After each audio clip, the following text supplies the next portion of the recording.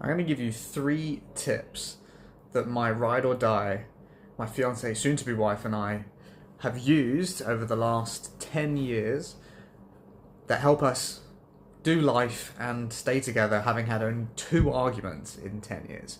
And one of them was over, shall we go and buy milk or not?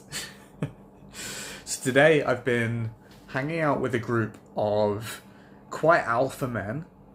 A few of them who have just gotten into relationships or are pretty new, and a lot of these guys are on social media and they are father figures to loads of men out there, and they're asking me for relationship advice, which is quite humbling and it's lovely, honestly. And so I was thinking it through, and I've got these 3 things that Millie and I do that are so powerful that anyone can use, but it takes a level of emotional maturity to be able to do these. All right, so number 1, this one will help you in so many more places than just your relationship. Never quit on a bad day. Or rather, you're not allowed to quit on a bad day. So you can quit, it's totally fine. But you can only ever quit from the top of a mountain, from a podium. After the day that's been, this is the day of all days. At that point, only then can you look back and say if it's worth it or not. So, we're speaking to a guy today about this specific thing, and he has ups and downs with his partner. And so, he was like, do we stay in it? Is it worth it? And I was like, well, on the day that's amazing, evaluate it then. Like, right now you're having a bit of a low day, we don't evaluate it from a place of emotion. Like, you can't do the maths properly. But from the top, you can see if the struggle was worth it. There's another business story there, I'll give that to you at the end, about my current business and how it nearly didn't happen. Alright, so number 1, you can't quit on a bad day. Number 2, now this one we actually got from someone else, but it's quite fun and we've used it an awful lot. It's never serious, but lots of people do use it seriously, which is giving a 50-50 rating. So if you're torn between 2 choices, just throwing out how much does that decision bother you? And you've got to be real about it. So like you can use it as something as simple as what should we have for dinner? Chinese or pizza? And you're like, I'm 50-50. Oh, well, you're 60-40? All right, we'll go with your 60. That's cool. But it could be as something serious as like, what city are we going to live in? And being like, I'm like 70-30 Melbourne, and you're like 80-20 Sydney. Oh, okay. Sydney it is. Like that's the key, is when you lock in your numbers and when the winner takes all. And so you are real, you lose the fights that don't matter to you. You lose the things that you're like, it's easy, whatever. But the thing where it really matters, then the person who cares the most wins.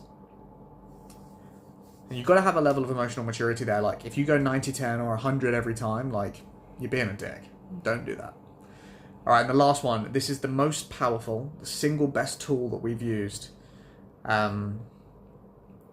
But is also the most destructive if used incorrectly. So I gave this to my sister and her partner, and I was not well recommended for a long time because they weren't compatible enough to use this. All right, we call it the SAS check. So if someone says something to one another with a meaning behind it, something written between the lines, or an intonation, or a way of saying something that you feel is unjust, that would normally provoke a response, you SAS check. You say SAS check. I'm like, what does this mean? Like, if you're being sassy, I'm checking your level of sass, right? The reason we do this is to check that the message that I have heard, is that what you were trying to convey? Have I understood your meaning correctly? Or have you taken situation from anywhere else in your life and projected it onto me? Because if you did mean that, I'm confused and there's something we need to talk about. And if you didn't, that was unfair. And now, if you want to talk about that other thing, let's do that. But you don't target it at me. And that's what the SAS check is for. And very occasionally, I turn around and I say, no, how I said that was exactly what I meant. Like, we need to talk about this. But 95% of the time, it's I'm hungry, I'm tired, I didn't mean it that way, and it prevents so many more arguments than it starts, because the way that you say something or the way that you hear something, if it doesn't match with what you're expecting, you just check. Like, humans are so hard to read. You might say something and be like, no, I didn't say that at all. And if they played it back, you'd be like, oh, I did say that. But that's not what you meant. And so it's really powerful when someone else goes, is this actually what you meant to say? And then you can use this as a skill in anything, but super powerful in a relationship. There you go, my secret tactics of how my 10 years, which is actually more like 40 years with my partner, how we've managed to go so strong. It also helps that she takes on so much more weight than is fair. She's an absolute workaholic beast and is so emotionally regulated, it's a little worrying. They're very helpful things. But every relationship is different. But hopefully these things will help you in yours, and I know I will look back and say, these things did help me. That we developed, and they're not things that we have gone out of our way to learn, but they're things that we've picked up along the way. So that's pretty much it. But if you want to know the story of the first one being saying you can never quit on a bad day, that's saving my business right now.